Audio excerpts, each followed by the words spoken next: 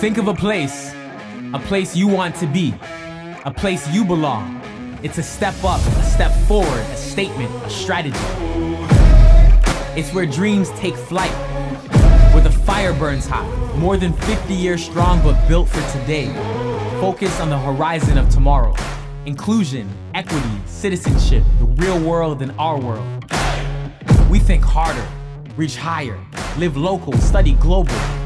We unlock doors and change the direction of our minds. Education without borders, global citizenship, equity, and social inclusion are the values. From hundreds of cultures and 80 languages, we stand together, focused on a stronger future. We live to laugh, we love to play. We rise with the sun and reach for the stars. From court case to aerospace, searching and researching. We break the mold and find a better way. It's a commitment to ourselves and a promise to others. Centennial, you belong. 일단 제 소개 다시 한번 하겠습니다. 저는 센티넬 컬리지 오토모티브랑 트럭 앤 코치 프로그램을 졸업했고요. 현재는 지금 시청에서 토론토 시청에서 헤비듀리 메케닉으로 일하고 있습니다. 또한 지금 또 어떻게 운이 좋게 올해부터 센티넬 컬리지 1학년 또 가르치고 있고요. 1학년 엔진 코र्스도 같이 수업을 진행하고 있습니다. 저는 지금 5개의 포인트를 만들어 봤는데요. 제가 공부한 프로그램이 뭔지 일단 설명해 드리고 싶고요. 그리고 학교에서 뭘 공부하는지, 그리고 학교를 공부한 후에 어떻게 짭을 잡을 수 있는지, 그리고 짭을 잡은 후에 어떻게 또 라이센스를 따야 되는지, 그리고 라이센스 있으면 어떻게 또 커리어를 디벨롭을 할 수 있는지를 설명드리고 싶습니다. 저는 근데 좀 세 번째랑 네 번째 포인트에 좀 시간을 좀 후비할까 해요. 그게 좀 저도 제 학생들한테 많이 듣는 질문이고요. 또 여기 또 제 학생도 한 명 와 있긴 한데 설명해 드리겠습니다. 자, 일단 프로그램 저희는 학교에 가시면은 일단 어로모티랑 트럭 앤 코치 2개로 나뉘어 있어요. 센티넬은 꽤 유명하죠. 비행기도 유명하지만 아직은 어로모티브랑 트럭 앤 코치도 많이 유명합니다. 그리고 제가 졸업한 학교는 어로모티브 파워 테크니션 2년짜리 졸업했고요. 일단 디플로마 코스이기 때문에 졸업하신 후에 워킹 펌이 가능하다고 알고 있어요. 그리고 트럭 앤 코치 모리 파워 테크니션 2년 그 디플로마 코스도 또한 디플로마이기 때문에 워킹 퍼밋 가시는데 아무 이상 없으시고, 일단 이 두 코스는 지금 도메스틱하고 인터내셔널에 다 오픈 다 돼 있어요. 근데 저는 따로 들었던 1년 코스가 따로 있어요. 트럭 코치 그 익스프레스 코스라고 32주 그냥 방학 없이 하는 거 있는데 그건 아직까지는 로컬한테만 오픈을 해요. 도메스틱한테만 오픈하기 때문에 인터내셔널 학생들한테는 제가 알기로는 내년부터는 오픈하는 걸로 알고 있는데 아직 확실치는 않아요. 그리고 이 프로그램들을 졸업하시면은 저희는 학교 측에서 그 목표가 뭐냐면 서비스 테크니션이라는 타이틀인데, 일단 저희가 알고 있는 메케닉을 양성하는 프로그램들이에요. 일단 2년 과정이기 때문에 워킹 퍼밋이 워크를 가진 후에 일을 하시면은 자동차나 오랄 헤비듀티 메케닉이 되시는 거예요. 자, 이제 학교에 가셨으면은 뭘 공부할까 되게 궁금하시면 되는데, 저희는 2년 코스 중에 첫 번째 1년은 베이직을 배워요. 1년 첫 번째 띠오리랑 랩은 뭐 거의 한 7:3, 6:4 정도 비율로 저희 수업을 진행하고 있고요. 1학년 때는 보통 기본적인 띠오리, 자동차가 뭐고 엔진이 뭐고 어떻게 작동하는지, 그리고 랩은 저희는 일단 엔진을 떼서 벤치에 올린 다음에 분해하고 조립하는 걸 일단 흥미를 돋궈주는 위주로 진행하고 있고요. 2학년 때는 좀 어드밴스된 테크놀로지죠. 어떻게 센서들 작동하고 다이그노스틱 하는지. 그런데 2학년 때는 좀 이제 랩도 어떻게 보면 이제 살아있는 엔진, 그러니까 돌아가는 엔진을 가지고 3인 1조, 4인 1조 팀을 해서 저희는 어세스먼트를 줘요. 이거 해봐, 해결해봐. 근데 이거는 단지 페일 패스가만 아니라 저희는 그 어프로칭 하는 그 프로블럼 솔버 그 기능, 그런 스킬을 좀 디벨로퍼 시켜서 학교 측에서 그렇게 많이 좀 인커리지 하고 있어요. 그리고 저희 뭐 에비에이션도 마찬가지지만 저희 트럭 코치랑 그 어로모티브 교수님들이 일단 25년 이상 일하신 분들이 많고요. 경력이 필드에서 뭐 매니저급 아니면 샵 포먼급들이 많이 현지에서 아직도 현직에서 일하시고 계시고요. 뭐 저도 일단 가르치고 있지만 저도 수업할 때 제가 전날 일했던 것도 많이 얘기를 듣고 오고 어떤 경우에 어떻게 할까라는 그런 것도 많이 인풋도 주고 있고요. 그리고 제가 예상했던데 그 1학년 코스 중에 AST라고 레벨 1이라 했는데 저희도 어프렌티스라는 거예요. Automotive Service Technician 레벨 1 어프렌티스를 베이스로 저희 1학년을 가르치고 있고요. 그리고 2학년은 또 AST 레벨 2 즉 그 어프렌티스 프로그램 2단계를 저희 또 그걸 베이스로 가르치고 있어요. 이게 저희가 학교에서 개발한 것도 있지만 저희는 일단 미니스트리에서 서제스트 가이드라인에 따라서 교육을 하고 있기 때문에 센테니얼을 졸업하시면 자격증 따는데 훨씬 더 쉽게 공부하실 수가 있어요. 그리고 이제 학교를 졸업했죠. 2학년 끝났으면 이제 일을 하셔야 돼요. 일을 하실 때 제가 제일 많이 듣는 질문 두 개, 그거 하나예요. 딜러로 가야 돼요? 개인 가라지 가야 돼요? 그게 제일 많은 질문이에요. 근데 다 장단점이 있어요. 딜러로 가시면은 좀 더 좋은 환경이죠. 깨끗하죠. 그리고 장비 좋아요. 그리고 뭐든지 새 차에서 일하고 업투 테크놀로지 들어가고 일단 그리고 트레이닝 엄청 많이 해줘요. 근데 개인 가라지 가면 이거 다 없어요. 근데 좋은 게 뭐냐면은 일단 모든 메이크업 만질 수 있고 모든 차 기종 다 만질 수 있어요. 모든 걸 트라이 해볼 수 있고 그 대신 내 자신이 좀 더 공부를 해야 돼요. 왜냐면 매뉴얼이 그만큼 없기 때문에 내가 이거에 대해서 좀 더 하고 인터넷하고 매뉴얼 좀 찾아보고 아 이게 기본이 이랬지 책 좀 찾아보고 혼자만의 공부를 할 수 있고 그러면은 내가 내 능력치가 점점 많이 올라가고 컴퍼니에서 주는 트레이닝뿐만 아니라 내가 공부하기 때문에 머릿속에 또 자주 남아요. 이게 다 나중에 시험 볼 때 엄청 도움돼요. 저는 개인 가라지에서 솔직히 시작했어요.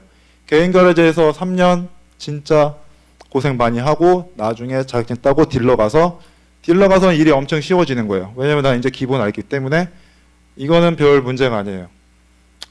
그렇게 되는데 일단은 이제 결정하셨으면은 딜러로 하실지 개인 가라지로 하실지 결정하셨으면 이제 취업을 해야 되잖아요.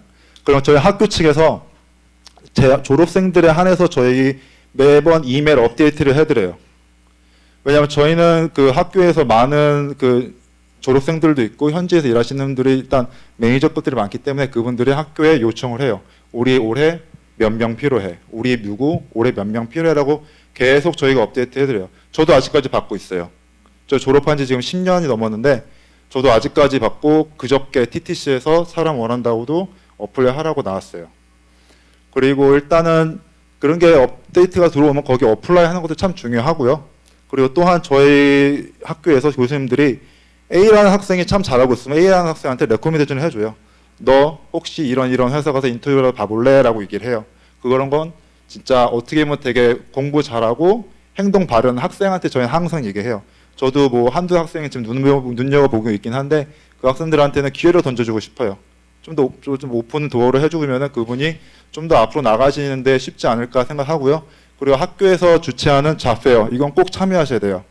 학교 측에서 그쪽 컴퍼니랑 딜을 해서 다 인비테이션을 보내서 이렇게 이런 룸에다 셋업을 해줘요. 1년에 2번 해요. 봄에 한 번, 가을에 한 번. 저희 올해 했을 때 시청 들어왔고 토론토 시청 들어왔고 TTC 들어왔고 경찰 들어왔고 그리고 웬만한 딜러십 다 들어와요. 들어오면 레주메 갖고 가서 얘기하는 거예요. 그때 간단하게 인터뷰할 기회 줘요. 짧게 5분, 10분. 그게 뭐냐면은 마음의 준비를 할 수 있는 거예요. 다음에 어디 뭐 했을 때 준비할 수도 있고 그때 하이어 되는 친구들도 있어요. 그때 하이어 돼서 방학 동안 일하고 방학 끝나면 풀타임으로 전향되는 친구도 많이 봤어요. 제 친구들도 그렇게 하고 있고요. 그리고 마지막으로 제가 드린 게 센테니얼 네트워크라고 이름을 줬는데 뭐냐면은 TTC에 일하시는 테크니션 80% 이상이 다 저희 학교 출신이에요. 그리고 제가 일하는 토론토 시청에도 저희 한 30명 있는데 그중에 20명 이상이 저희 그 헤비듀리 프로그램 다 졸업하신 분들이고요. 그러니까 만나면 뭐 선생님 얘기하고 수업 어땠냐, 뭐 졸업하고 오면은 걔 아직도 공부 가르치냐, 뭐 그런 얘기도 하고 뭐 나쁘지 않아요. 근데 이런 건 학교에서 시스템상 셋업해 준 거고 학교에서 해줄 수 있는 거지만 제가 보기에는 이건 한 3 정도고 7 정도는 개인이 노력하셔야 돼요. 개인 노력이 뭐냐면은 저는 일단은 요즘에는 온라인으로 다 받아요. 저희 딜러 같은 경우는 예전에는 저만 때만 해도 전 졸업하고 레주메 100장을 프린트했어요. 뭐 다 없죠. 학교 졸업 그때 캐네디언 타이어 파타임 이랬으니까 캐네디언 타이어 들어가고 100장 프린트해서 영앤 쉔퍼드부터 하위에 7까지 딜러 많잖아요. 그 스틸 쪽 가면은 다 냈어요. 뭐 하나 걸리겠지. 2개 걸렸어요. 아큐라 걸리고 캐네디언 타이어 걸렸어요. 그래서 그냥 아큐라는 세차하러 오라고 그러고 캐네디언 타이어 오일 체인지 하러 오라서 그냥 캐네디언 타이어 갔어요. 오일 체인지 하러 갔어요. 근데 제가 말씀드리는 건 그만큼 중요해요. 노력하시는 게. 한두 장 내고 3장 내고 안 됐어. 여긴 취업이 안 되나 봐 라고 그렇게 생각하시면 안 돼요. 계속 내셔야 돼요. 한두 개가 아니라 하루에 2개, 3개씩 내셔야 돼요. 매번. 로케이션 상관없어요. 나를 써줄 수 있는 데가 있으면 무조건 가셔야 돼요. 그리고 요즘에 제가 말했는데 CarAndJobs라는 웹사이트예요. 원래는 TADA라고 썼는데 찾아보니까 이름 바뀌었어요. TADA라고 그 자동차 어소시에이션 딜러가 있었는데 이름 바꿔서 구글에다가 CarAndJobs 치시면은 웹사이트 나오고요. 그리고 인디드라는 데 사이트 가시면 웬만한 잡들도 많이 나오더라고요. 그리고 이것도 괜찮고 딜러에 직접 그 웹사이트 요즘에 웹사이트에 다 어플라이 하시게 돼 있고요. 거기 가서 어플라이 하시는 것도 나쁘지 않고요. 뭐 지나가다가 차에 항상 레주메 싣고다니다가 지나가다가 시간 나면 한 번씩 드롭해주고 그런 사소한 거지만 그런 게 많은 차이를 만들죠. 제가 항상 말씀드리지만 절대 남하고 비교하지 마세요. 얘 안 됐으니까 난 안 낼 거야. 그런 거 몰라요. 케이스 바이 케이스예요. 이 친구 안 되면 이 친구 나름의 문제가 있었던 거고 내가 레주메 작성해서 레주메 내면은 난 될 수도 있는 거예요. 그러니까 절대 난 안 될 거라 생각하지 말고 TTC, 뭐 고트랜짓, 저희 시청 무조건 다 내세요. 다 내면은 돼요. 안 내잖아요? 그러면은 주변 사람들한테 안 됐다고 도움을 요청하세요. 뭐 저한테 개인적으로 이메일 보내줘야 되고 저거 뭐 도움을 줄 수 있는 만큼 도움을 드리고 싶어요. 왜냐면 저도 많은 도움을 받았기 때문에 이제는 제가 어느 정도 도움을 드릴 수 있다고 생각하니까 그런 부분에서는 제가 레주메 작성하는 방법, 나중에 뭐 질의응답 시간에 질문하시면 제가 성심성의껏 말씀드리겠습니다. 그리고 다음 포인트는 이제 취업을 했어요. 그러면 무엇을 할까 엄청 걱정했어요, 저는. 가자마자 뭐 엔진 수압시키는 거 아니야? 그런 거 안 시켜요. 저희가 보통 하는 게 타이틀이 보통 룹 테크니션 아니면 First and Second Year Apprentice랑 아니면은 테크니션 헬퍼. 어떻게 얘기하면 좀 그렇지만 2년 학교 나와서 그냥 헬퍼 하는 거예요, 처음엔. 근데 어느 필드나 그래요, 다. 근데 이거 하기 싫다고 안 하시면 안 돼요. 어디 가나, 어느 가나, 인플로이어는 무조건 테스트를 해봐야 돼요. 이게 제일 베이직이에요. 제일 먼저 하는 거 오일 체인지 하죠. 바닥 쓰는 거. 요거 한 3개월 하실걸요? 오래 하면 6개월, 1년? 많이 해야 돼요. 근데 이런 거 불편만 가지 말고 일단은 하셔야 돼요. 일단 무서워하지 말고 그리고 일을 하게 되면은 모르면 모른다, 알면 알은다. 그 포인트를 직접 말해주는 게 중요해요. 왜냐하면 내가 모른다고 얘기하면은 걔는 얘가 모르는구나 얘기하고 챙겨줘요. 트레이닝이 있을 때 주윤 너 가서 트레이닝 더 받아. 아니 모르면은 좀 더 일을 시켜보고 야 이건 이러니까 일을 더 해봐라고 더 챙겨주지 불이익 절대 주지 않아요. 회사에서. 모른다고 얘 모르니까 그런 거 없어요. 모르면 모른다고 얘기하면 걔가 더 트레이닝을 받고 더 좀 더 내 자신이 하고 싶다 얘기하면은 회사 측에서 좀 더 챙겨줘요. 그리고 제가 그 다음에 이제 일을 했으면은 저희도 이제 라이센스가 있어야 되거든요. 저희는 자동차를 310S라고 불러요. 310S 라이센스인데 일단 이거는 저희는 실습하고 인클래스가 들어가고 그 다음 시험을 보게 되는데 실습 경험은 6,500시간 채워야 돼요. 6,500시간 대충 계산하니까 3년하고 1개월이더라고요. 근데 꼭 다 채워야 돼요. 왜냐하면 이걸 요즘에는 저 때만 하더라고 그냥 이렇게 대충 작성 서류만 하는데 요즘에는 이거를 페이스터프로 계산하더라고요. 월급 영업 날짜로 계산하기 때문에 이건 어떻게 트릭을 쓸 수 없고요. 그 대신 두 번째 인클래스에서는 저희 센테니얼 컬리지 졸업했기 때문에 ACT 저희가 어프렌티스 베이스 레벨 1에 2기 때문에 미니스트리에서 챌린지를 하게 해줘요. 내가 공부해서 학교 가기 싫어. 그러면 레벨 1 챌린지 한다고 신청을 해요. 그럼 챌린지 해서 붙으면 레벨 2로 점프하는 거예요. 레벨 2 또 챌린지해서 패스하면 레벨 3예요. 근데 레벨 3는 무조건 학교 가야 돼요. 일주일에 하루예요, 하루. 나이스쿨 가셔야 되고 데이타임 하고 싶으면 데이타임, 풀타임 하면은 또 이제 6개월로 줄어들어요, 학교가. 일주일에 하루 일 끝나고 한 3시간, 2시간 정도만 가서 그냥 리프레시 하는 거예요. 왜냐면 학교 졸업했어도 테크놀로지가 발전하고 이런 게 있으니까 다 리프레시 할 경험상 들어가는 거고 두 개 다 만족한다면 3시간에 120문제 70% 받으시면 라이선스 따시는 거예요. 이거 310T 트럭의 약자고요. T는 저 이거 땄어요. 똑같습니다. 근데 단지 시간이 6개월 정도 더 늘어난 거고요. 이것도 똑같은 생각으로 레벨 1, 2 챌린지에서 패스할 수 있고요. 레벨 3는 아쉽게도 무조건 학교 가셔야 되고요. 이거는 문제가 좀 많아요. 150에 3시간인데 시간 충분합니다. 150문제. 이것도 70% 패스합니다. 그리고 저 이제 라이센스 땄어요. 그럼 뭘 할 수 있을까요? 뭐 땄으니까 여기저기 점프하셔야 돼요. 이제 딜러십 내면은 오퍼 많이 들어와요. 왜냐면 요즘에 라이센스 테크 메커닉이 없기 때문에 잡오퍼가 엄청 많이 들어올 거예요. 아까 제가 말씀드린 그 두 웹사이트에 이제 라이선스 따셨다고 제가 제 레주메를 업로드를 할 수가 있어요. 요즘엔 업로드 하면은 그쪽 딜러십에서 이제 전화가 오든지 인터뷰 날짜를 보내줘요. 그러면 인터뷰 무조건 꼭 보세요. 인터뷰도 다 스킬이에요.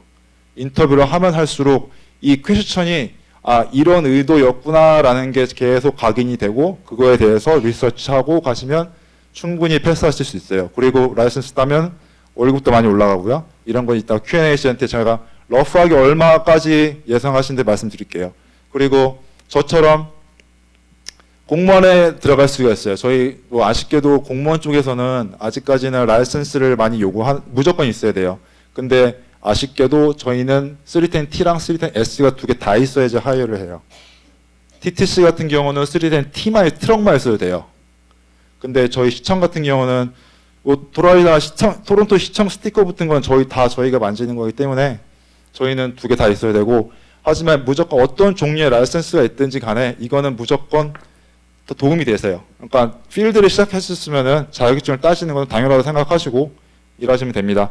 제가 이전에 말씀 안 드린 게 있는데, 일단 일을 잡으시면은 저는 개인적으로 그렇게 말씀드리고 싶어요. 일을 잡고 나서 목표를 잡으세요. 1년 후에 나 이거 하고 2년 후에 시간 되면 라이선스 따겠다. 2년 반 후에 나 라이선스 따겠다. 올해 내 현대차 마스터한다. 내년 이맘때까지 도요타 차 마스터한다. 목표를 세운다는 거는 내가 그만큼 하겠다는 의지가 있는 거예요. 목표를 세우고 앞으로 가는 사람하고 그냥 오늘 일 배웠으니까 소주 한잔 해야지. 그런 사람들하고 많이 차이가 났어요. 제 친구들도 보고 아는 지인들을 보면은 결론은 혼자 푸시하고 많이 공부하는 사람들이 나중에 잘 됐어요. 그리고 저도 좀 마지막에 말씀드리고 싶은 거는 학생들도 얘기하는 게 걱정이 그거예요. 선생님 요즘에 다 전기차 나오고 무인자동차 나오고 우리 일 어떻게 해요? 그쵸? 무인자동차 나오고 전기차 나오고 그러면 가솔린차 다 없어지죠. 디젤차 다 없어지고. 근데 제가 저도 학교에서 레퍼런스가 컨퍼런스 거 많이 다니고 회의 많이 하고 그런데 저희는 그냥 이렇게 해요. Future is bright이라고 얘기해요. 테슬라도 아직까지 사람이 들어가서 칼리브레이션을 하고 리페어를 해야 돼요. 일단 사람이 만든 거기 때문에 언젠가 고장이 나고 어느 부분에 고장이 날 거예요. 근데 이런 부분에서 아무리 컴퓨터를 꼽아서 하더라도 누군가가 가서 컴퓨터 커넥션을 해야 돼요. 그리고 단지 저희가 말씀드린 게 뭐냐면 엔진이 바뀌기 때문에 단지 타입 오브 리페어가 바뀌는 거지 리페어가 없어지는 건 아니에요. 그리고 저희 캐나다가 토론토 같은 경우는 지금 내륙에 있기 때문에 모든 물건들이 웃긴 게 배로 들어와서 밴쿠버로 트럭으로 여기 들어오든지 아니면 뉴욕에서 배에서 트럭으로 들어와야 돼요. 90% 이상의 물건들이 다 트럭으로 아니면 차로 트랜스포테이션으로 들어오게 돼 있어요. 시스템상. 그래서 트럭은 절대 없어질 수 있는 분야가 아니에요. 자동차도 또한 없어질 수 있는 게 아니에요. 단지 리페어하는 방법이 바뀔 뿐이에요. 그렇다고 근데 전기차가 제가 알기로는 내년부터 전기차가 더 많이 발전하고 있는데 전기차가 발전함으로써 저희도 또한 공부를 많이 해야 되죠. 좀 퇴색하지 않기 위해선. 제가 말씀드리는 거 여기까지고요. 제가 이따가 Q&A 시간에 개인적으로 여쭤주시는 거 있으면 성심성의껏 답변 드리겠습니다. 감사합니다.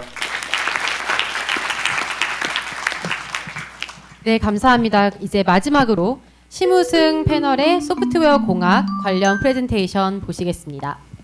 네, 안녕하세요. 저는 중소상공인들을 위한 클라우드 어카운팅 솔루션을 제공하는 프레시북스에서 소프트웨어 엔지니어로 재직 중인 심우승이라고 합니다. 반갑습니다.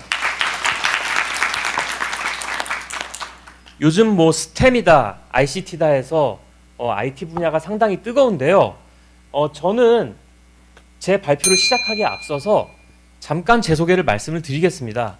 이거 제가 잘나서 제 자랑하려고 말씀드리는 건 아니고요. 저는 이렇게 생각을 합니다. 사람은 경험한 만큼 알고, 아는 만큼 보이고, 보이는 만큼 느낄 수 있고, 느낀 만큼 생각을 한다고요. 그래서 이러한 경험을 가진 심우승이란 사람이 어떻게 해서 이런 생각을 갖게 됐는지 여러분들께 조금이라도 설명드리고자 제 소개를 간단히 말씀을 드립니다.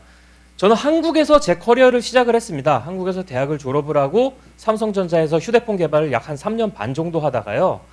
여러 가지 이유 때문에 제 커리어를 변경을 했습니다.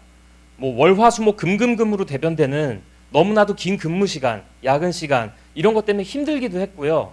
그리고 또 다른 이유로는 후배들이나 동기들 아니면 선배들을 봤을 때 너무나도 천재적인 개발자들이 많았어요. 과연 내가 여기서 정글 같은 이곳에서 계속 살아남아서 40대, 50대, 60대까지 일을 할 수 있을 것인가에 대한 고민을 해봤을 때 저는 솔직히 자신이 없었기 때문에 뭔가 더 잘할 수 있는 것을 찾아보자라는 생각에 서비스 기획자 업무도 했었고요. 그리고 뭐 프로덕트 매니저도 했었고요. 이렇게 다른 커리어에서 한 5년간 근무를 했습니다.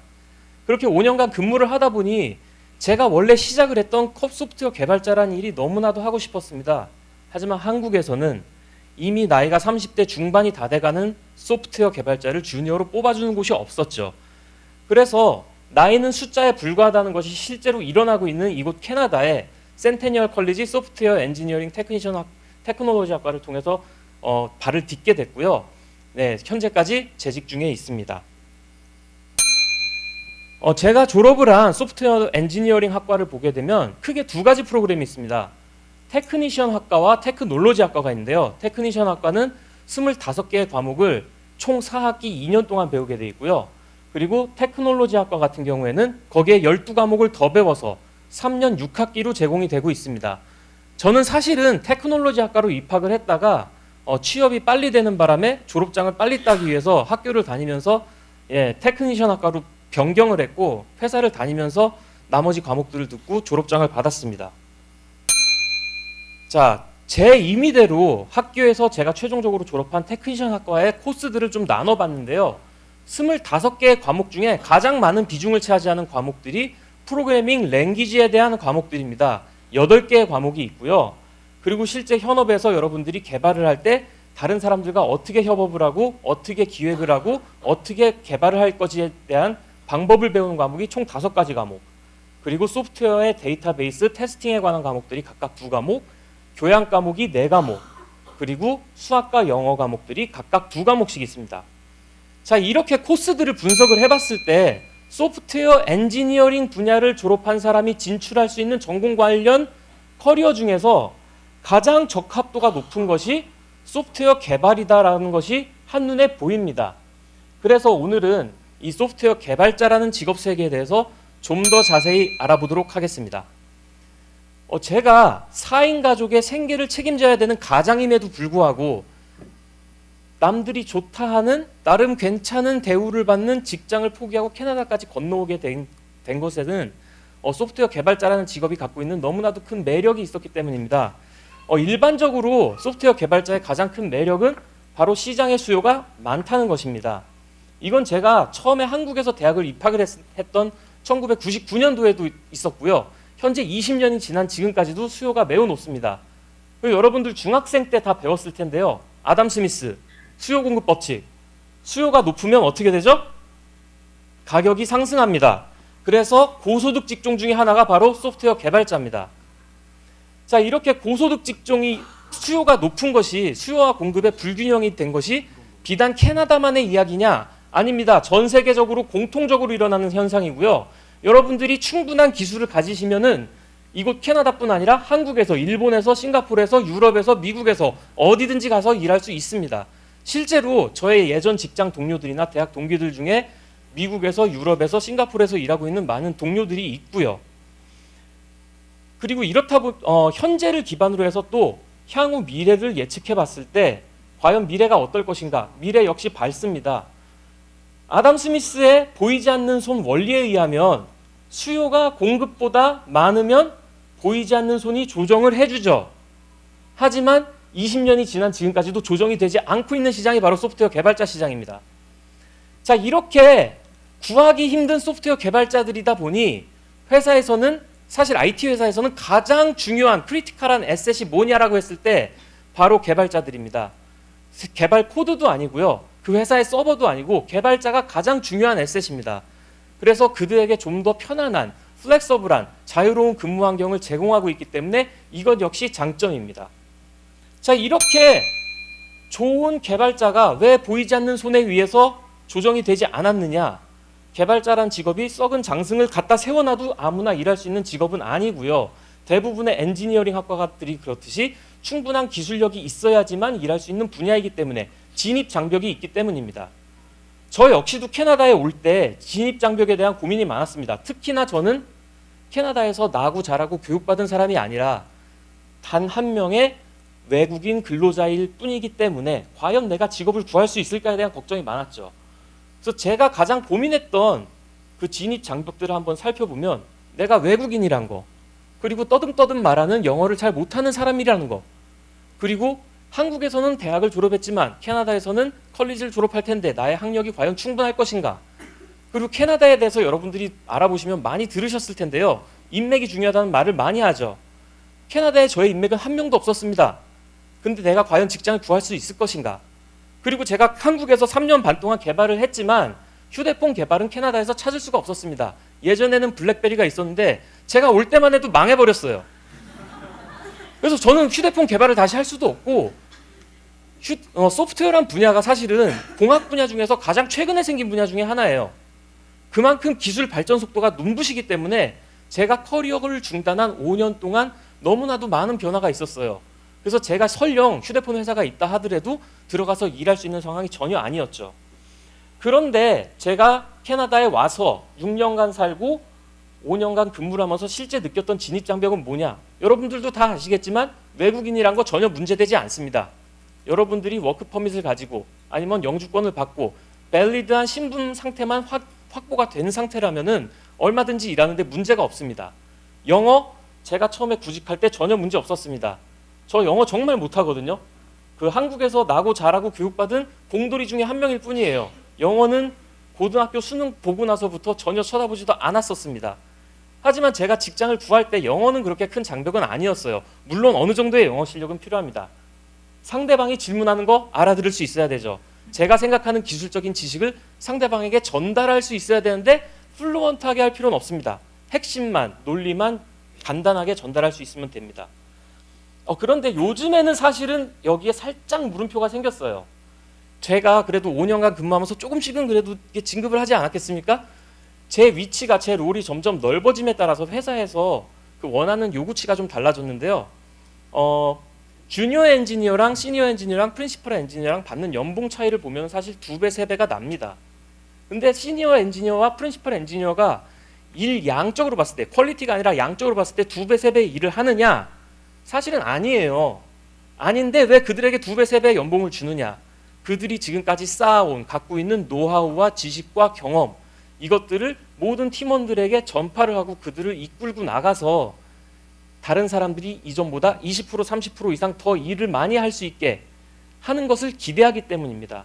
즉, 제가 커뮤니케이션 해야 될 일이 많아지기 때문에 사실은 여러분들 중에 한국에서 경험을 쌓고 와서 시니어나 프린시퍼를 도전을 하신다라고 하시는 분들은 그래도 어느 정도 원활한 커뮤니케이션 능력을 갖추시는 것이 필요합니다. 교육 수준 역시 문제가 안 됩니다. 대표적인 예를 한번 들어볼까요? 90년대, 1990년대 좀 옛날이긴 한데요. IT를 이끌었던 쌍두마차가 있습니다. 유명한 두 분이 계시죠. 애플의 스티브 잡스와 마이크로소프트의 빌 게이츠. 자, 이분들의 최종 학력이 뭔지 아시는 분 계시나요? 고졸입니다. 물론 대학 들어가시긴 했어요, 두 분 다. 근데 중퇴를 하셨죠. 자, 이분들은 경영자다라고 여러분들이 생각하실 수 있어요. 이분들이 무슨 기술자냐? 자, 그러면 애플 기술을 전부 다 갖고 있었고 이끌어 나갔던 사람, 스티브 잡스와 같이 공동 창업을 했던 스티브 워즈니악, 이분 같은 경우는 어떨까요? 이분도 역시 대학교 중퇴입니다. 그 상태에서 애플 1, 2 만들고 그러고 회사를 혼자서 하드캐리 하신 분이에요. 물론 나중에 대학교 졸업장을 따시긴 했어요. 너무 고립적 이야기 아니냐라고 생각하실 수 있는데 최근으로 한번 돌아와 보죠. 요즘에 스타 IT CEO가 누가 있죠? 페이스북의 마크 주커버거 있죠.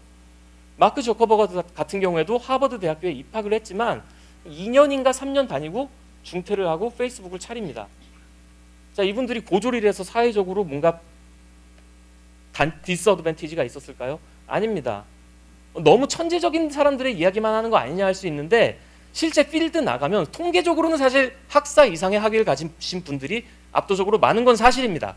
하지만 컬리지 졸업생들도 있고 심지어 그냥 고등학교를 졸업하고 혼자 독학으로 소프트웨어를 공부하신 분들도 계세요.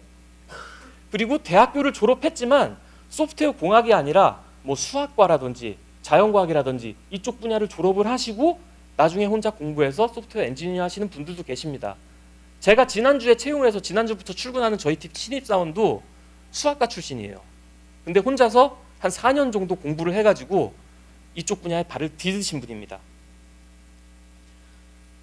자, 네트워크 역시 문제가 되지 않습니다. 수요 공급에서 수요가 워낙 압도적으로 많은 시장이기 때문에 인맥으로 사람을 뽑지 않습니다.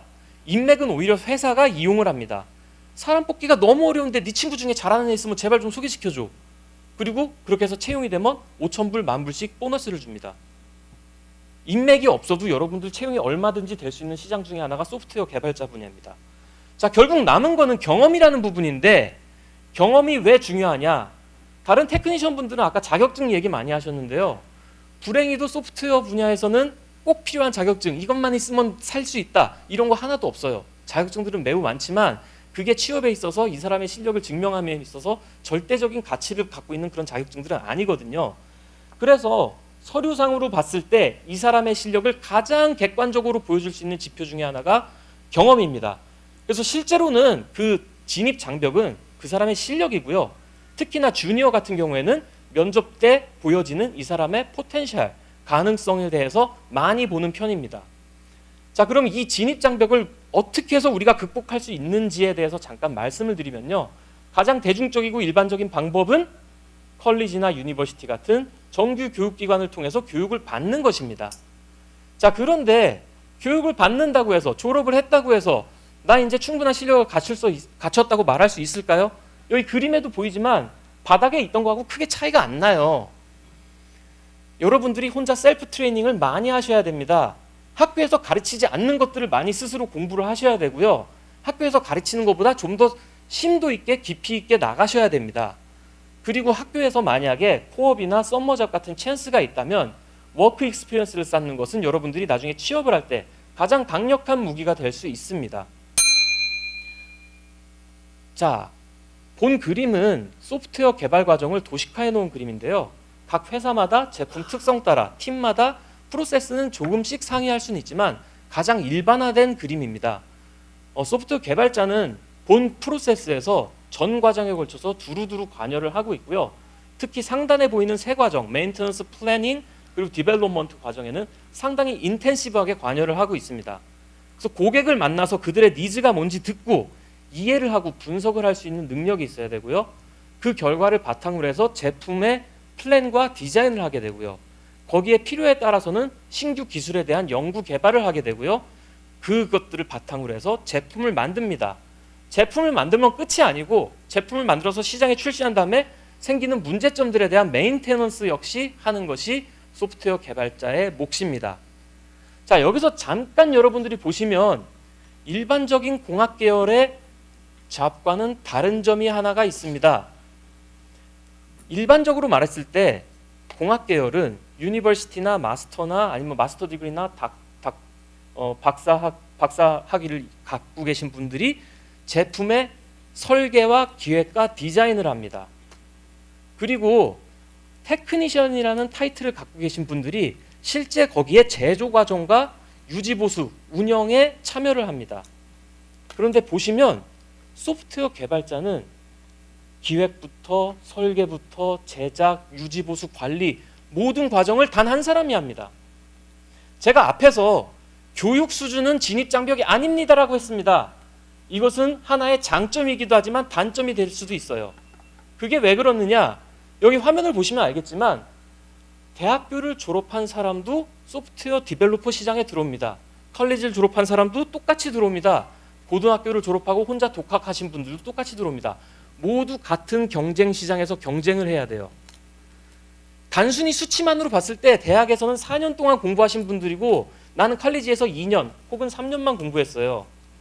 솔직히 말해서 진입장벽을 아까 계단으로 표현했을 때 유니버시티를 졸업하신 분들이 한두 단계 위에서 시작하는 것은 부인할 수 없는 사실입니다. 자, 그렇다면 어떻게 경쟁을 해서 그들과 싸워서 이길 수 있을까에 대해서 생각을 해보면요. 아까 말씀드렸던 두 번째 단계인 셀프 트레이닝, 이것이 상당히 중요합니다. 그래서 제가 작가가 되는 법에 비유를 해서 소프트웨어 개발자가 되기 위해서는 여러분들이 어떻게 스스로 공부해야 되는지를 간단히 말씀을 드리겠습니다. 요즘 한국 텔레비에는 유명 작가들이 많이 나오는데요. 그 유명 작가들에게 어떻게 하면 좋은 작가가 될 수 있어요? 라고 질문을 하면 이런 답변을 많이 합니다. 옛날에 북송시대의 구양수라는 분이 삼다를 해야 된다. 다독, 다작, 다상량을 해야 된다를 작가가 되기 위한 길로 많이들 말씀을 하시는데요. 저는 이와 비슷하다고 생각을 합니다.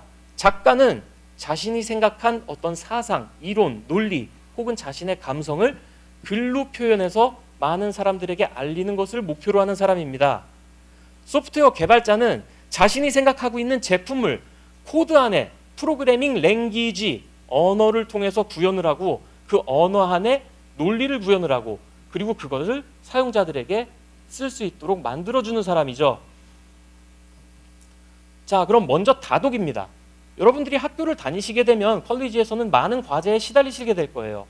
그런데 내가 만든 코드를 맨날 내가 봅니다. 근데 그걸로는 충분하지가 않아요.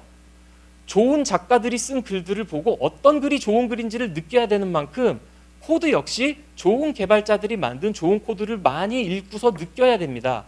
소프트웨어는 여기에 장점이 많은데요.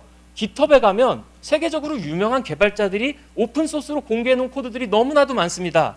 그거 다 읽으실 필요는 없고요. 여러분들이 관심을 갖고 있는 프로젝트 한두 개 정도 골라서 꾸준히 어떻게 구현했고 설계했는지를 읽어보시면 좋습니다.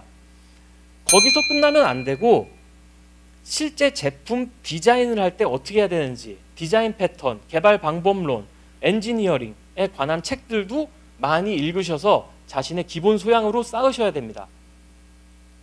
자, 그 다음은 다작입니다. 좋은 글을 많이 읽는다고 해서 좋은 작가가 되진 않죠. 실제로 내가 글을 써봐야 되죠.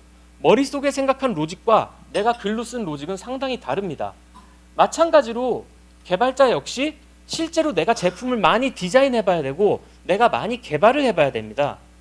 자, 작가들은 글을 쓰고 나면 프루프 리딩이라고 해서 자기가 쓴 글을 다시 한번 읽어봅니다. 내가 쓸 때의 감성하고 내가 쓴 글을 읽었을 때 느낌하고는 상당히 다르거든요. 개발자 역시 마찬가지입니다. 코드만 많이 만들면은 그걸로 끝이 아니고 내가 만든 코드를 실제로 써보면서 한번 챌린징을 해봐야 됩니다. 자, 여기서 끝나느냐? 여러분들이 학교에서 과제를 하게 되면 과제를 하면서 프로젝트를 하면서 코드를 만들게 되면 그 코드의 그 프로덕트의 어디언스는 같은 팀원들 그리고 교수님 합쳐봤자 대여섯 명 전부입니다. 근데 여러분들이 필드에서 일을 하게 되시면 실제 내 코드, 내 제품을 사용하게 될 사용자들이 적게 잡아도 수천 명 아니면 수십만 명, 수백만 명, 수천만 명입니다. 너무나도 다양한 사람들이 다양한 사용 패턴을 보이면은 내가 생각지도 못했던 여러 가지 문제점들이 보입니다. 그래서 여러분들이 어떤 코드를 만들어 보시면은 혼자만 써보지 마시고 부끄럽더라도 여러 지인들에게 한 번씩 써보라고 권해보시고 그들에게 피드백을 받는 것이 중요합니다. 그리고 거기서 그치면 안 되고 거기에서 생긴 문제점들을 끊임없이 임프루브 해야 됩니다. 사실 이거는 여러분들이 개발자로서 이력서를 쓸 때 자기 깃허브 링크를 적어서 보내는 경우가 많은데요. 제가 깃허브 링크를 볼 때도 중요하게 여기는 것 중에 하나가 저겁니다. 이 사람이 깃허브 리포지토리를 만들고 제품을 코드를 올려놓고 나서 그걸로 땡 하느냐 아니면 끊임없이 유지 보수 관리를 하면서 처음보다 얼마만큼 낮게 임프루브먼트 시켰느냐. 저는 이 부분을 상당히 높게 쳐주거든요. 자, 마지막으로 다상량입니다. 글은 작가가 생각하는 핵심 주제가 먼저 있어야지 글이 써질 수 있습니다. 핵심 주제가 없이 글을 쓴다면 I'm a boy, you are a girl 뭐 그 이상의 센텐스가 안 나오겠죠. 코드 역시 마찬가지입니다. 중요한 생각이 있어야지 코드를 만들 수 있기 때문에 여러분들이 공부를 하시면서 펀더멘탈 논리지에 대한 공부를 많이 하셔야 되고 그리고 자신의 디시전 메이킹을 해야 되는 생각을 많이 하셔야 되고 끊임없이 내가 왜 이렇게 만들어야 되지? 내가 어떻게 이렇게 만들어야 되지? 이 공부를 연습을 많이 하셔야 됩니다. 자, 이렇게 2년간 아니면 3년간 학교를 다니면서 열심히 공부를 하시고 스스로 훈련을 하신 다음에 구직 단계에 들어가게 됩니다. 구직 단계에 들어가게 되면 사실 자신감이 위축되는 경우가 많아요. 한국에서 충분한 경력을 갖고 오신 분들도 처음 구직에는 6개월에서 1년 정도 걸리기도 합니다. 실제로. 그게 한국 같은 공채 문화가 없이 각각 팀별로 개별 채용을 하기 때문에 정말로 자신이 원하는 사람을 핀포인트해서 체리피킹해서 뽑기 때문에 나와 맞는 포지션이 나올 때까지 시간이 오래 걸릴 수 있는 거거든요. 그래서 내 자신을 스스로 너무 이렇게 과소평가하지 마시고 자신감을 갖고 자식 스스로를 믿으셔야 됩니다. 사회학적으로 임포스터 신드롬이라고 해서 내가 아는 거는 요만큼인데 다른 사람들은 훨씬 많이 안다라고 착각하는 경우가 있는데요. 실제로는 각자의 경험과 지식에 따라서 알고 있는 분야가 서로 상이한 것뿐입니다. 그리고 특히나 동양권의 출신 그 인터뷰들을 볼 때 많이 보는데 자신감 없이 오시는 분들이 많아요. 인터뷰는 나와 함께 일할 사람을 뽑는 자리이기 때문에 같이 만났을 때 시너지가 나는 사람을 좋아합니다. 그래서 밝고 긍정적으로 인터뷰를 보시는 게 좋고요. 그리고 절대 멈추지 마시고 6개월, 1년 그 이상 걸릴 수도 있습니다. 포기하지 마시고 끊임없이 자기 개발하시는 것이 좋습니다. 그리고 마지막으로 구직이 된 이후에도 평생 공부해야 되는 직종 중에 하나가 소프트웨어 개발자입니다. 불행히도. 그래서 내가 하는 일을 좋아하고 즐기지 않으면 구직 후에도 발전이 없을 수가 있기 때문에 내가 하는 일을 즐거워하셔야 되고 좋아하셔야 됩니다. 이상으로 발표를 마치겠습니다. 감사합니다.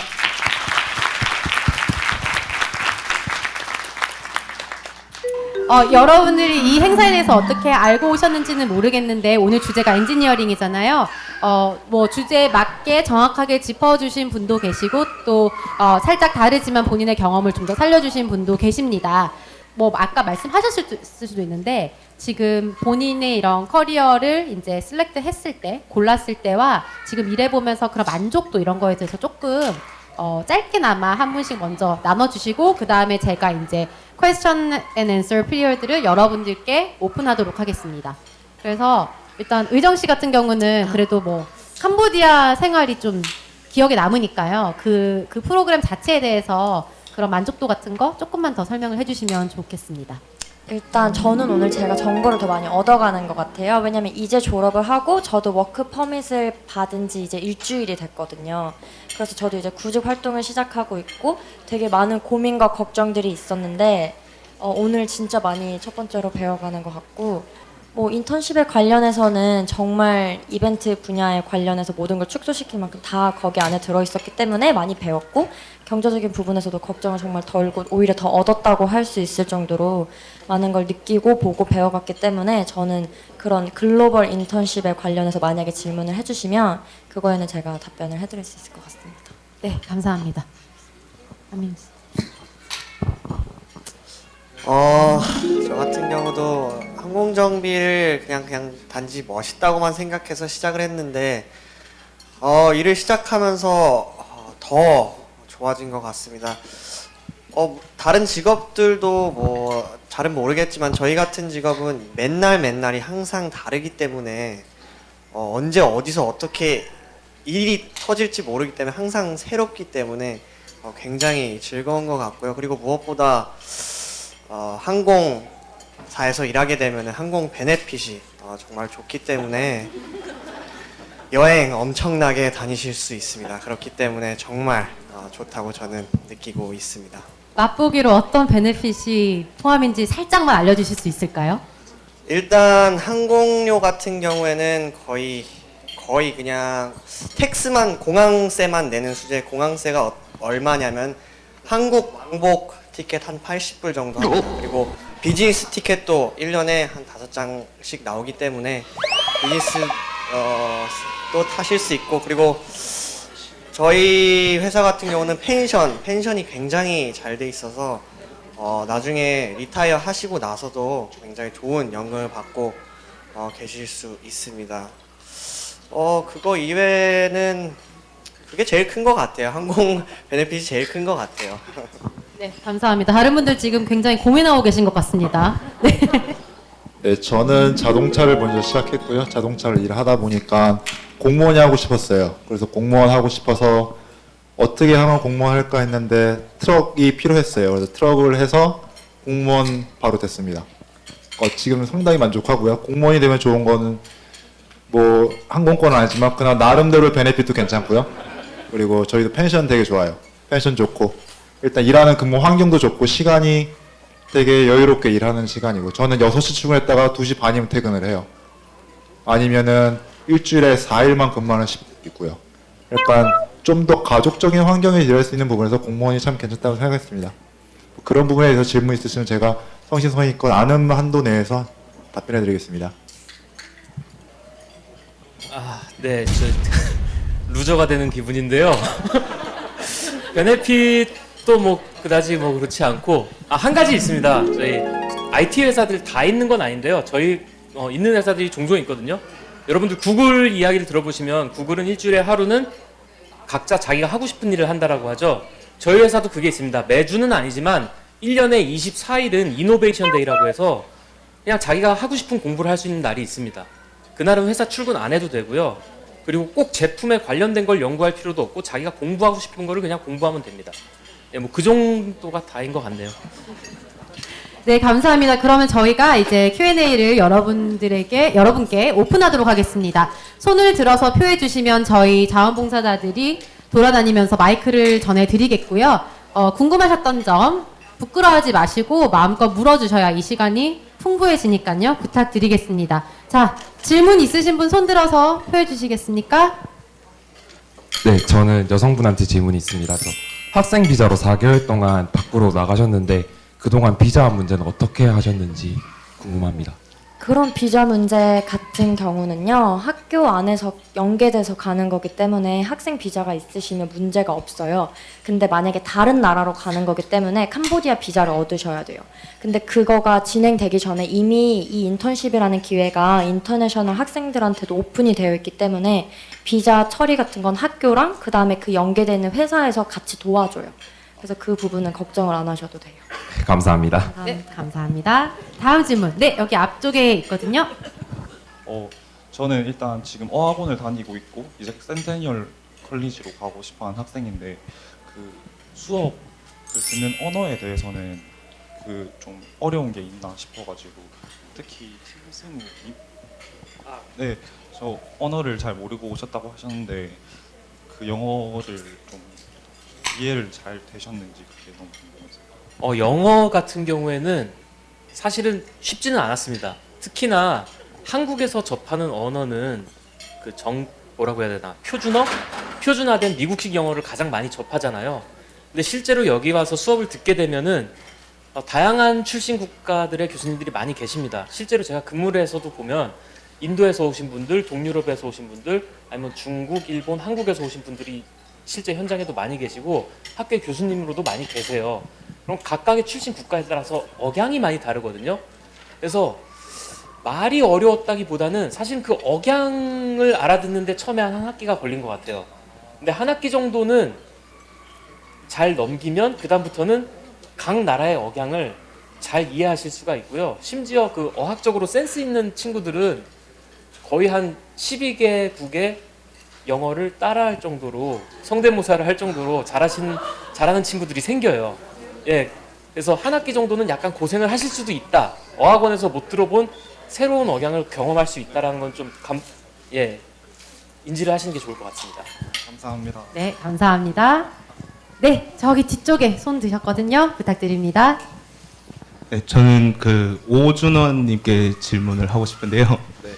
저도 이제 얼마 전에 센테니얼 졸업하고 이제 그 구직 활동을 하고 있는데 아직 잘 안 되는 것 같아가지고 혹시 뭐 레주메를 쓸 때 뭐 팁이라든지 아니면 그 인터뷰 볼 때 조금 작은 꿀팁 있으면은 한번 가르쳐 주시면 감사하겠습니다. 네, 저도 그런 걸 했었고요. 저도 아까 말씀드렸죠. 공무원이든 어딘 큰 회사에 들어가려고 레주메를 계속 냈어요. 근데 요즘 시스템이 어떻게 되냐면은 레주메를 보통 온라인으로 낸다 그랬잖아요. 온라인 내면은 그쪽 회사에서 지정한 스크리닝을 한번 해요. 사람이 보는 게 HR이 들어가는 게 아니라 시스템을 연동을 해서 일단 거기서 50%를 떨어뜨려요. 근데 일단 필터링 패스하고 그 다음부터는 이제 HR에서 사람들이 그 매니저랑 앉아서 얘 데리고 와서 인터뷰를 보자라고 얘기하는데 그러니까 제가 말씀드리면은 일단 스크린을 통과해야 돼요. 스크린을 통과하려면 레주메 쓰는 방법이 있긴 한데 나중에 레주메 그 어느 잡사든지 보면은 responsibility 있고 qualification이 나와요. 두 개가 나와요. 섹션이. 뭐 위에 location, wage 그런 거는 뭐 나중에 알겠지만 일단 qualification 중에 보면은 만약에 10개의 조항이 있다면 각 개당 1포인트를 준다고 예상하시면 돼요. 그걸 읽다 보시면 키포인트가 나오거든요. 그 단어가 무조건 레주메에 들어갈 수 있어야 돼요. 만약에 예를 들어서 310S가 있어야 된다고 얘기하면 310S라는 게 키워드이기 때문에 그게 무조건 들어가 있어야 돼요. 근데 10개 중에 8개만 되더라도 무조건 내세요. 그냥 월딩을 조금씩 바꾸셔서 필터링만 통과하시고 인터뷰까지 올라가시면 인터뷰에서 어차피 레주메를 다시 봐요. 너 자격증이 없네 라고 얘기하는데 그래도 인터뷰까지 올라가기 때문에 한 번 더 경험이 돼요. 저도 그래서 자격증이 없지만 가서 자수했어요. 자격증 없다고. 근데 애들이 그래요. 왜 왔냐고. 그러면 그냥 인터뷰 보러 왔다 얘기해요. 그럼 걔네가 그냥 놀다 가라 얘기해요. 그럼 와서 한 10분, 15분 인터뷰 보고 놀다 가요. 근데 그런 걸 계속 담담하게 즐기다 보면은 퀘스천도 거의 비슷해요.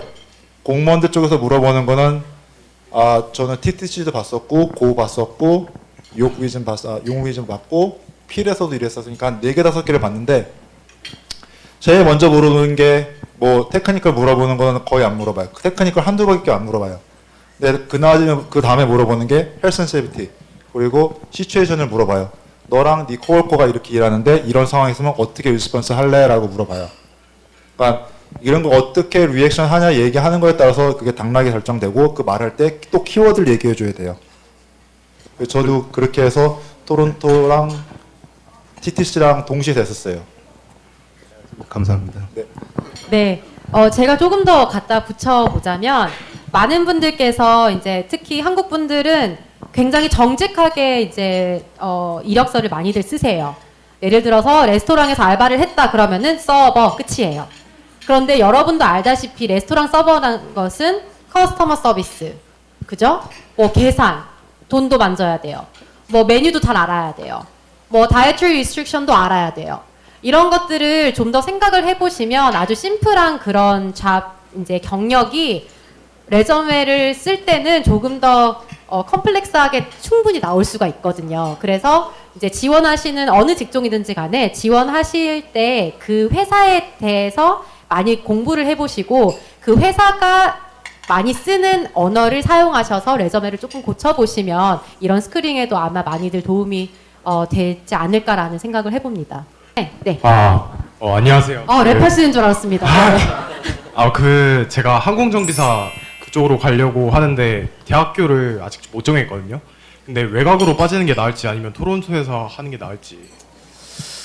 솔직히 말씀드리면은 다른 학교도 추천드리고 싶은 게 거기는 일단 한국 사람이 많이 없어요. 여기는 너무 저 같은 경우도 일단 영어 배우러 오신 거 아니에요. 캐나다 일단 영어도 잘하셔야 할 거 아니에요. 그렇기 때문에 저는 센테니얼 오면서 한국 사람들이랑 밖에 어울리지 않았어요, 처음에. 그렇기 때문에 좀 다양한 사람들을 만나는 걸 추천드리고, 그리고 제가 아까 말씀드렸다시피 여기 항공정비 굉장히 좁아요. 학교 친구들, 저도 어느 회사를 가나 친구들을 만날 수 있었기 때문에 외국인들이랑 친하게 지내는 거 굉장히 추천드리는데, 그만큼 다른 멀리 외곽으로 빠지시는 것도 정말 좋은 생각이라고 저는 생각합니다. 굳이 센테니얼 학교라고 뭐 더 잘 뽑아주고 안 뽑아주고 이런 건 아니라 다른 데로 빠지시는 것도 추천드립니다. 근데 그만큼 더 외로우실 거예요. 네, 아주 정확한 지적이었던 것 같습니다. 그러면 질문을 마지막 하나만 저희가 더 하겠습니다. 여기 뒤쪽에 손 드셨는데 여자분, 네. 안녕하세요. 저는 지금 여기 센테니얼 헬스 인포메틱스 테크놀로지를 다니고 재학 중인 학생인데요. 지금 코업 때문에 조금 고민이 있어서 아직까지 제가 코업을 해야 될지 안 해야 될지 정하지를 못했거든요. 근데 솔직히 제가 전에 하던 게 저도 널싱 쪽에서 IT로 바꾼 거라서 굉장히 다른 그 인더스트리라서 혹시 코업 하는 게 그렇게 중요하나요? 잡을 구하는 데 있어서? 제가 아까 진입장벽 얘기를 할 때 결국 마지막까지 살아남은 게 그 사람의 능력인데 능력을 가장 잘 보여주는 게 경험이라고 했잖아요. 만약에 코업 학기 때 관련 분야의 코업 잡을 구하시면은 졸업 후에 구직을 하실 때 남들보다 훨씬 더 한 단계 높은 곳에서 시작을 하실 수 있다는 장점이 있습니다. 그래서 저는 기존에 전혀 경험이 없으신 상태라면은 코업을 하시는 것이 훨씬 좋다고 말씀을 드리고요. 그게 아니라 기존의 경험이 충분하신 분이라면 굳이 하실 필요가 없는데 지금 상황은 기존 경력이 있지만 널싱 쪽에 있다가 이쪽으로 오신 거기 때문에 가능하면 하시는 것이 좋긴 합니다. 그러면 하지 않을 경우에는 더 이게 들어갈 수 있는 문이 좁아지나요? 아무래도 그렇습니다. 아까 잠깐 말씀을 하셨는데 필터링을 하잖아요. 지금도 인디드나 몬스터에서 소프트웨어 디벨로퍼 잡을 검색을 하시면 99% 이상의 잡 포스팅이 2년 이상의 경력을 맞아요. 요구하는 것을 찾을 수 있을 거예요. 네네. 회사에서는 최소한 오자마자 바로 일을 할 수 있는 사람을 더 선호하는 게 사실입니다. 그러니까 어느 정도의 경력을 가지고 이 사람이 왔을 때 바로 일을 할 수는 없어도 금방 따라올 수 있는 사람이겠구나라는 걸 보여주기 가장 쉬운 거, 문서상으로는 경력이죠. 그 혹시 지금 다니시는 회사에서는 썸머 인턴 이런 거는 안 구하시나요? 저희 공개 구직이네요. 예, 저희 회사에서도 저희 회사 홈페이지 freshbooks.com에 들어가면은 네. 거기에 인턴십 코너도 있거든요. 예, 거기 커리어 코너에 들어가시면 거기에 인턴십 채용이 있습니다. 그래서 아, 네. 인턴십으로도 저희도 학기별로 거의 한 대여섯 명씩은 오시는 것 같아요. 네, 알겠습니다. 감사합니다. 네, 감사합니다. 저희 패널분들 정말 열정을 가지고 대답을 잘 해주시고요. 마치고라도 혹시 본인이 원하시면 충분히 이분들께 직접적으로 여쭤보시면 아마 성심성의껏 대답을 해주시리라 믿습니다. 다시 한번 오늘 수고하신 패널분들께 박수 한번 부탁드립니다.